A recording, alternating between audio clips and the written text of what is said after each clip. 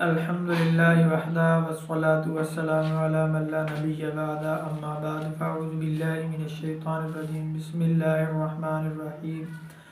یہ شعبان المعظم کا مہینہ ہے اور پرسوں انشاءاللہ العزیز شعبان کی 15ویں رات ہے، جس کی فضیلت مختلف احادیث مبارکہ سے ثابت ہے۔ اور میں آپ حضرات سے ایک دو گزارشات اس حوالے سے کرنا چاہتا ہوں کہ جو بھی موقع ہوتا ہے دین اسلام میں مختلف قسم کے مواقع جو آتے ہیں، ہمارے ہاں عموماً لوگ اس میں عبادت کرنے والے تھوڑے ہوتے ہیں اور خرافات میں پڑھنے والے زیادہ لوگ ہوتے ہیں۔ اسی طرح بعض دفعہ کچھ نہ کچھ اختلافی مسائل بھی ہوتے ہیں جن کی طرف توجہ کرنا ہمارے لیے ضروری ہوتا ہے، اور بالخصوص خرافات سے ایسے موقعوں پر بچنا بہت ضروری ہوتا ہے۔ ابن ماجہ میں روایت ہے، سیدنا علی المرتضیٰ شیر خدا فاتح خیبر رضی اللہ تعالیٰ عنہ آپ سے مروی ہے کہ حضور کریم صلی اللہ علیہ وسلم نے ارشاد فرمایا کہ شعبان کی جو درمیانی شب ہے، اس میں رات کو روزہ رکھا جائے اور رات کو عبادت کی جائے اور دن کے وقت روزہ رکھا جائے۔ آپ صلی اللہ علیہ وسلم نے اس کی ترغیب دی ہے، لہذا مستحب عمل یہ ہے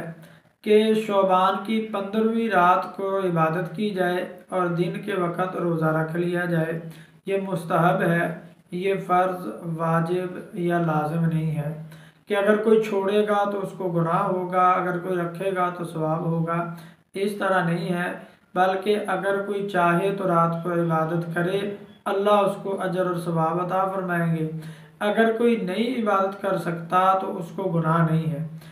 15ویں شعبان کا روزہ اگر کوئی رکھ لے تو اجر اور ثواب ہے،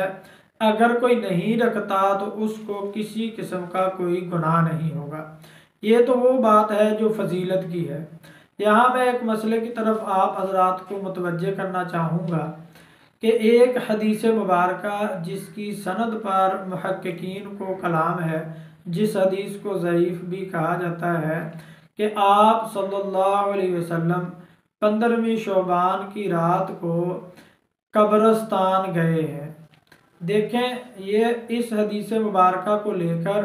اگر 15ویں شعبان کو قبرستان جانا ثابت ہو بھی جائے تو دیکھیں حدیث مبارکہ کے مطابق سیدہ عائشہ صدیقہ رضی اللہ تعالیٰ عنہ آپ نے نبی علیہ السلام کو قبرستان میں گئے ہوئے دیکھا ہے، وہ بھی اتفاق سے آپ صلی اللہ علیہ وسلم کو تلاش کرتے ہوئے قبرستان میں گئیں تو آپ فرماتی ہیں کہ اللہ کے نبی صلی اللہ علیہ وسلم وہاں قبرستان میں موجود تھے۔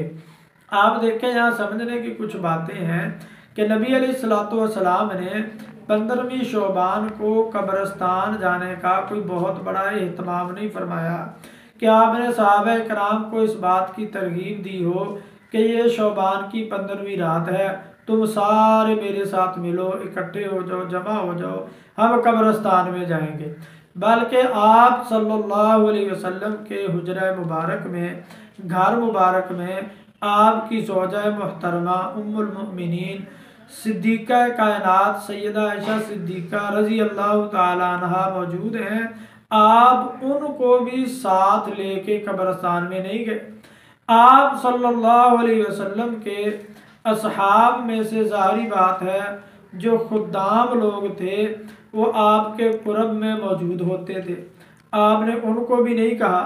آپ یہ کہیں گے کہ رات کا وقت تھا، سارے اپنے گھروں کو چلے گئے تھے، تو دین کے کسی بھی مسئلے پر عمل کرنے کے لیے جس کا اہتمام ضروری ہو، آپ علیہ السلام باقاعدہ صحابہ کرام کو ترغیب دیتے تھے یا نہیں دیتے تھے؟ تو آپ علیہ السلام اگر یہ اتنا اہم معاملہ ہوتا، ضروری ہوتا، اس پر عمل کرنا لازمی ہوتا، تو آپ صحابہ کرام کو باقاعدہ ترغیب دیتے اور باقاعدہ اس کے فضائل بھی بیان فرماتے۔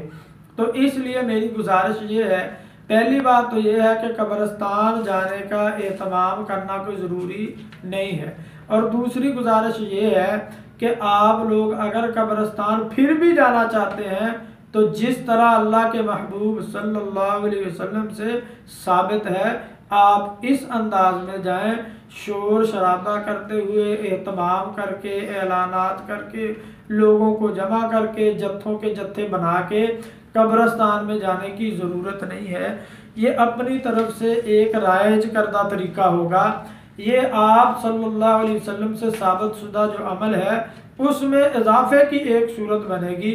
جس سے پرہیز کرنا میرے اور آپ کے لیے ضروری ہے۔ دوسری گزارش، شعبان کی 15ویں رات کو بعض لوگ جو ہیں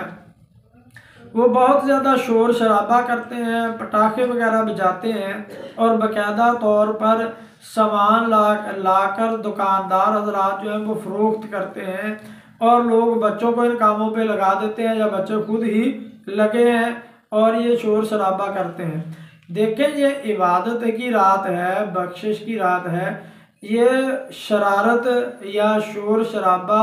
اور دوسروں کو تکلیف پہنچانے کا تو کوئی مقصد نہیں ہے۔ تو یہ تو ایک قسم کا پھر کرسمس ڈے کی طرح بن جائے گا، جس طرح عیسائی راتوں کو جو ہے مناتے ہیں اور سیلیبریٹ کرتے ہیں، یہ تو آپ اس طرف چلے جائیں گے۔ شریعت میں اس کی بالکل گنجائش نہیں ہے، اس کا خیال اور لحاظ رکھنا چاہیے۔ اسی طرح بعض لوگ چراغاں کرتے ہیں، لائٹیں لگاتے ہیں، اور اسی طرح ہم نے اپنے بچپن میں بھی یہ چیز دیکھی تھی، لوگ اپنے گھروں کے اوپر موم بتیاں لگا دیتے تھے، اس طرح کے اہتمام وغیرہ کرتے تھے۔ جب آپ صلی اللہ علیہ وسلم سے عبادت ثابت ہے تو مجھے اور آپ کو بھی عبادت ہی کرنی چاہیے، اور دنیا میں انسان عبادت ہی کے لیے آیا ہے۔ اس طرح کا کوئی خود ساختہ طریقہ مجھے اور آپ کو اختیار نہیں کرنا چاہیے۔ تیسری چیز جو مسئلہ جس کی طرف میں آپ حضرات کو متوجہ کرنا چاہتا ہوں وہ یہ ہے کہ بعض مساجد میں یہ ہوتا ہے کہ لوگ رات کو عبادت کا انداز یہ اختیار کر لیتے ہیں، باجماعت نوافل پڑھنا شروع کر دیتے ہیں، باجماعت صلاۃ التسبیح پڑھنا شروع کر دیتے ہیں۔ تو دیکھیں، صلاۃ التسبیح جو ہے وہ ایک انفرادی عبادت ہے، اگر کسی کو نہیں پڑھنی آتی اور وہ پڑھنا چاہتا ہے تو وہ اس کو سیکھ لے۔ جس طرح ہم نے نمازیں پڑھنا سیکھی ہیں، اسی طرح ان کو بھی سیکھ لیا جائے، اور اس کی جماعت جو سنت سے ثابت نہیں ہے تو ہمیں بھی اس کا اہتمام نہیں کرنا چاہیے۔ اور اسی طرح رات کو مل کے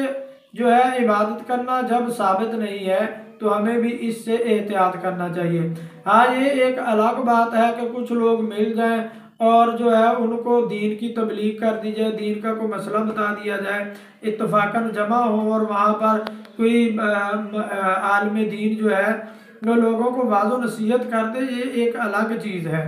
خیر، میں جو بات عرض کر رہا تھا کہ اس رات کو عبادت کی جائے، جو بھی آپ عبادت کریں، قرآن پاک کی تلاوت کریں، اللہ رب العزت کا ذکر کریں، درود پاک کی کثرت کریں، استغفار کریں، اللہ تعالیٰ سے معافی مانگیں، توبہ کریں، یہ بالکل ساری رات جتنی آپ کو اللہ رب العزت نے ہمت دے رکھی ہے اتنی عبادت کریں۔ یہاں میں ایک اور بات کی طرف متوجہ آپ کو کرتا ہوں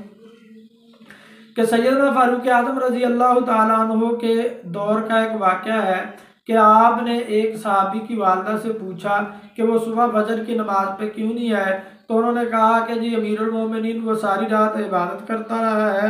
تو یہ اب اس کو نیند آ گئی تھی، وہ سو گیا تو میں نے اس کو جگایا نہیں ہے۔ تو سیدنا فاروق اعظم رضی اللہ تعالیٰ عنہ نے فرمایا کہ مجھے یہ چیز زیادہ محبوب ہے کہ میں رات کو عشاء کی نماز باجماعت پڑھوں اور صبح کو فجر کی نماز باجماعت پڑھ لوں۔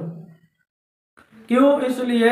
کہ جو بندہ رات کو عشاء کی نماز باجماعت پڑھ کے ہوتا ہے، اللہ رب العزت اس کو آدھی رات جاگنے کا ثواب عطا کرتے ہیں۔ پھر جو بندہ صبح کو فجر کی نماز باجماعت پڑھتا ہے اس کو بھی آدھی رات کا ثواب مل جاتا ہے۔ تو فرض میرا بات کرنے کا مقصد یہ ہے کہ آپ رات کو اتنی عبادت کریں جتنی آپ کی ہمت ہے۔ بعض لوگ ساری رات جاگتے رہتے اور عبادت کرتے رہتے ہیں، فجر کی نماز قضا کر دیتے ہیں، اس کو پڑھتے نہیں، اس سے پہلے سو جاتے ہیں۔ تو اس چیز کا خیال رکھیں کہ عشاء کی نماز باجماعت پڑھی جائے اور صبح کو فجر کی نماز بھی باجماعت پڑھی جائے،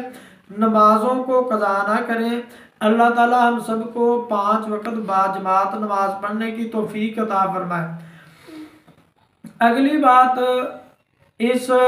15ویں شعبان کی رات کے حوالے سے یہ گزارش ہے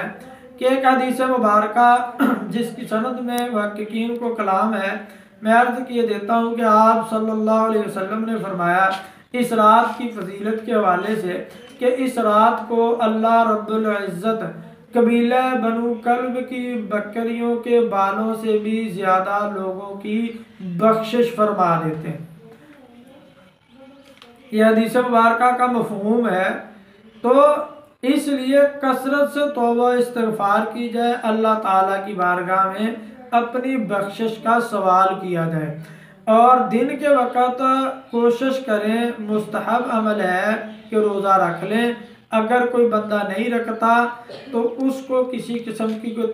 تنقیص نہیں ہے، اس کو کسی قسم کا کوئی گناہ نہیں ہوگا اگر کوئی بندہ روزہ نہیں رکھتا۔ یہاں میں پھر ایک بات کی طرف آپ حضرات کو آخر میں متوجہ کرتا چلا جاؤں کہ دن کو روزہ رکھنا ہے، لیکن روزے کے لیے یہ نہیں ہے کہ جس طرح رمضان المبارک میں سحری کے اعلانات، جگانا اور ان چیزوں کا اہتمام کیا جاتا ہے، شام کو افطاری کا اعلان کیا جاتا ہے، ان چیزوں کے اہتمام کی ضرورت نہیں ہے، یہ ایک مستحب عمل ہے۔ لہذا صبح کو اعلانات کر کے جو لوگ روزہ نہیں رکھنا چاہتے ان کو مشقت میں ڈالنے سے پرہیز کرنی چاہیے۔ اللہ تعالیٰ ہم سب کو عمل کی توفیق عطا فرمائے۔ وما علینا الا البلاغ المبین۔